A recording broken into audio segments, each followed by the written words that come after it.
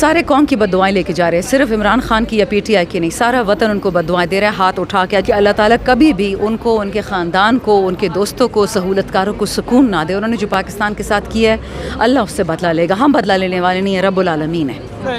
پاکستان کے اندر جو P M L N نے اور جو پیپلز پارٹی نے انسانی حقوق کا حال کر دیا ہے، جو انہوں نے جوڈیشری کا حال کر دیا ہے، پاکستان میں انصاف اتنا ناپید ہو گیا ہے کہ اگر کوئی بے گناہ خاتون 9 مہینے بے گناہ جیل کاٹنے کے بعد بھی ضمانت کے اوپر باہر آ جائے تو اس کو بھی ڈیل کا حصہ قرار دیتے ہیں۔ پاکستان تحریک انصاف کے رکن پارلیمنٹ شندانہ گلزار صاحبہ میرے ساتھ موجود ہے، ان سے بات کریں گے۔ میڈم، 9 مہینے بعد بشرا بی بی جیل سے باہر آئی ہے، مخالفین تقریر کر رہے ہیں کہ کوئی ڈیل ہوئی ہے، کیا واقعی ایسا ہے؟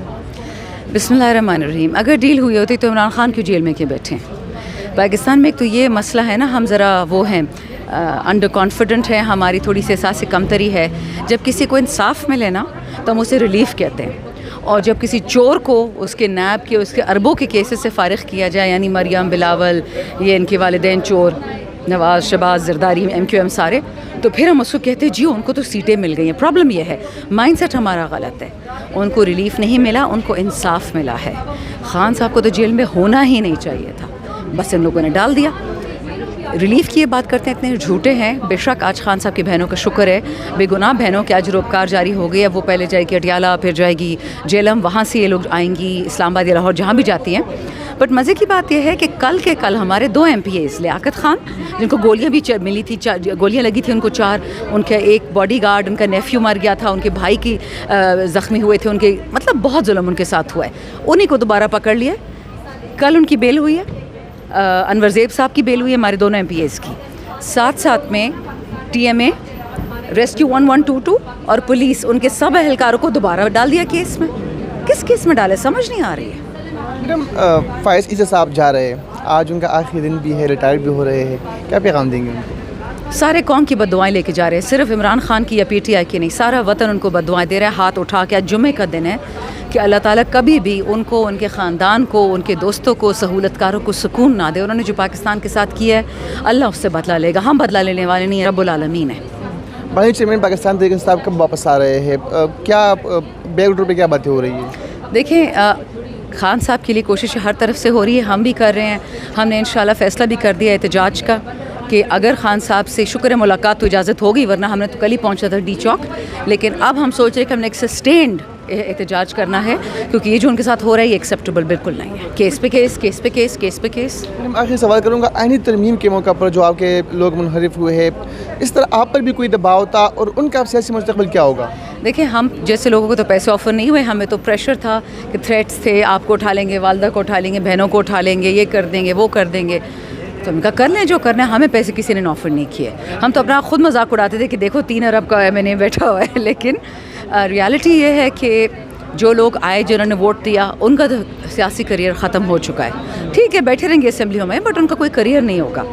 رہی بات ان لوگ کو جن کو شو کاز نوٹسز ہوئے ہیں، انسان دعائی کر سکتا ہے کہ یا اللہ یہ جھوٹ ہو، کیونکہ اچھے لوگ تھے، ہمارے ساتھ بیٹھتے تھے، لیکن مطلب پارٹی پاگل تو نہیں ہے نا، نہ اندھی ہے، وہ کیوں ان کو شو کاز نوٹس ایشو کرے گی اگر کچھ نہ ہو؟ سو اللہ خیر ہی کرے۔ بہت شکریہ، شندانہ گلزار صاحبہ میرے ساتھ موجود تھی، اور ان کا یہ کہنا تھا کہ بانی چیئرمین پاکستان تحریک انصاف بھی جلد رہا ہو جائیں گے، اور خوشی کی بات یہ ہے کہ آج ان کی دونوں بہنیں جو ہے وہ ان کی ضمانت منظور ہو گئی۔ تحریک انصاف کی رکن قومی اسمبلی سرتاج گل میرے ساتھ موجود ہے، ان سے بات کریں گے۔ میڈم، بشرا بی بی بھی رہا ہو گئی، بتایا جا رہا ہے کہ کوئی ڈیل ہوئی ہے، کیا واقعی ایسا ہے؟ پاکستان کے اندر جو پی ایم ایل این نے اور جو پیپلز پارٹی نے انسانی حقوق کا حال کر دیا ہے، جو انہوں نے جوڈیشری کا حال کر دیا ہے، پاکستان میں انصاف اتنا ناپید ہو گیا ہے کہ اگر کوئی بے گناہ خاتون 9 مہینے بے گناہ جیل کاٹنے کے بعد بھی ضمانت کے اوپر باہر آ جائے تو اس کو بھی ڈیل کا حصہ قرار دیتے ہیں۔ اس سے آپ اندازہ لگائیں کہ پاکستان میں انسانی حقوق کہاں تک چلے گئے ہیں۔ آئینی ترمیم کے وجہ سے بتائیے گا، آپ پر کتنا پریشر تھا، کیا کچھ آفر کیا گیا آپ کو؟ کوئی بات نہیں، ہمیشہ خان کے ساتھ کھڑی رہوں گے۔ یہ مجھے اپنی انسلٹ فیل ہوتی ہے کہ اگر میں وہ بات کہوں کہ ڈیل کی آفر ہوئی تھی، یا ٹیررائز کیا گیا تھا، یا خاندان کو ہراس کیا گیا، یا پھر یہ کہ کاروبار کو نقصان پہنچائے گا، کوئی بات نہیں۔ وقتی خوف کا مطلب یہ نہیں ہے کہ میں خان صاحب کو چھوڑ دوں۔ کب آ رہے ہیں خان صاحب واپس؟ دیکھیں، بشرا بی بی صاحبہ بے گناہ 9 مہینے کے بعد جیل سے رہا ہوئی ہیں، ضمانت ہوئی ہے۔ ویسے تو ہمیں ان کے پچھلے 9 مہینوں کا حساب لینا چاہیے کہ کیوں ان کو بے گناہ جیل میں ڈالا گیا۔ علیمہ آپا اور عظمیٰ بی بی.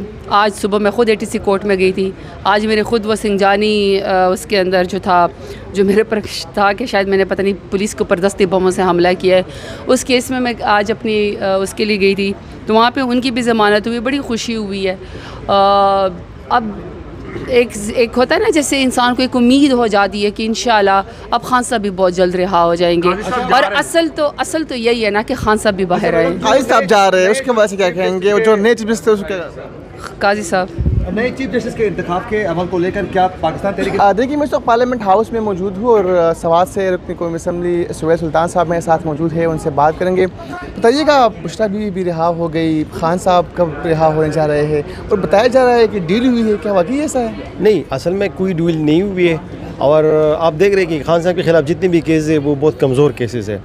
اور بشریٰ بی بی کو جتنا عرصہ جیل میں رکھا گیا وہ بہت ہی ایلیگل, اس کو ہم کہہ رہے ہیں کہ she was kept in illegal custody. تو یہ تو ہونا ہی تھا. باقی کیسز بھی کمزور ہیں اور انشاءاللہ خان صاحب کی رہائی بھی جلد ہوگی.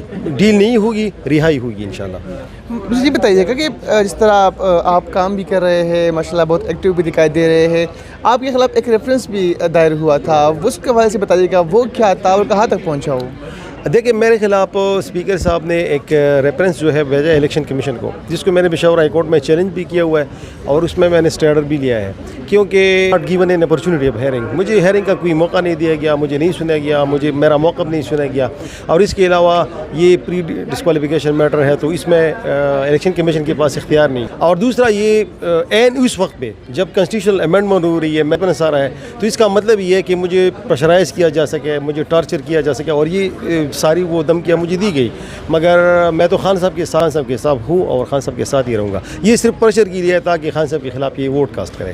تھینک یو سو مچ. سلطان صاحب میرے ساتھ موجود تھے, ان کا یہ کہنا تھا کہ ان کو پریشرائز کرنے کے لیے تمام حربے استعمال کیے جا رہے تھے. گورو جی ڈاکٹر مہم سوال دے سنگھ چې پاکستان تحریک انصاف سینئر رہنما عمر ایوب دا تور لګوي چې د شپږشتم آئینی ترمیم کې د پاکستان تحریک انصاف یا د سنی اتحاد کونسل چې کوم د قومي اسمبلی د قومي اسمبلی غړي دي په هغوی باندې پریشر او هغوی باندې دباو, هغوی خرڅ شوي دي, هغوی پیسې ورکړل شوي دي. دا ریالټي د حقیقت دی. ما خپله د پاکستان تحریک انصاف یا د سنی اتحاد کونسل چې کوم اراکین دي, کوم غړي دي, هغوی سره خبرې شوي دي. هغوی باندې ظاهره خبر دا د سیاسي قوتونو او د غیر سیاسي قوتونو لخوا پریشر وو, دباو وو, هغوی ته آفر هم شوي دي. دغه شان د اسمبلی فلور باندې هم څه د اسمبلی چې کوم غړي دي هغوی د دې خبرې برملا اظهار کړی دی چې هغوی ته ډېر زیات آفر شوي دي, هغوی ته ډېر ستونزې مسائلو. خو دا رواج, دا طریقہ, دا رسم د اوس نن دی. که منګه تیر څو کالو کې وګورو, صادق سنجرانی چې کله چیرمین صاحب جو د په هغه وخت کې هم دا شاید چلو, کله چې د پی ډي ایم حکومت جو د په هغه وخت کې هم سره راکین چې کوم دی هغه منحرف شوي وو. په سند هاوس کې منګه وکتل چې منډۍ لګېدلې وه, کوم راکین چې هغه به هلته کې تله او بیا هلته کې څنګه پوره دنیا ته پته لګېدل به چې کوم کوم کارونه هلته کې شوي وو. نو بهرحال زه دا ګڼم چې په دې کې نه صرف سیاسي قوتونه, نه صرف غیر سیاسي قوتونه, بلکې سیاسي قوتونو هم ډېر اهم کردار دی. سیاسي جماعتونه هم په دې کې انوالو دي. د هغې بنیادي وجه دا ده چې کله دوی په حکومت کې وي نو دوی ته دا هر څه چې کوم دی ټیک ښکاري, دوی ته هر څه چې کوم دی هغه په عیني طریقه باندې ښکاري. خو چې کله دوی په اپوزیشن کې راشي بیا دوی ته جمهوریت یاد شي, بیا دوی ته جمهوري روایات, جمهوري اقدار یاد شي, بیا دوی ته یاد شي چې پاکستان اسلامي جمهوریت پاکستان دی. نو په کار دا ده چې کله دوی په حکومت کې دغه قسمه کارونه رکول لپاره, دغه قسمه چې کوم غیر جمهوري ګامونه پورته کېږي, د دې مخنیوي دپاره څه کردار ولوبوي, څه خپل رول چې کوم دی هغه پلی کړي. خو هغه وخت کې دوی د حکومت د کرسۍ په عیاشیانو کې وي, د حکومت په مزو کې وي, دوی ته نه جمهوریت یاد وي, نه جمهوري اقدار یاد وي, نه جمهوري روایات یاد وي, او نه دوی ته دا بیا یاد وي چې پاکستان اسلامي جمهوریت پاکستان دی. خو چې کله دوی اپوزیشن ته راشي, کله دوی سره دغه قسمه کارونه وشي, نو په هغه وخت کې به دوی ته جمهوریت یاد شي. که موږ د مسلم لیگ نون پارټي وګورو, که موږ د پاکستان تحریک انصاف ګوند وګورو, که موږ پاکستان پیپلز پارټي ګوند وګورو, دوی په خپل وخت کې د جمهوریت بقا دپاره څه قسمه ګامونه نه دي پورته کړي. خو چې کله دوی په پوزیشن کې راشي بیا دوی په اسټابلیشمنټ باندې تنقید کوي, بیا دوی په ملټري باندې تنقید کوي, بیا دوی په حکومت باندې تنقید کوي. په کار دا ده چې کله دوی په حکومت کې دوی د جمهوریت دپاره څه نه څه وکړي.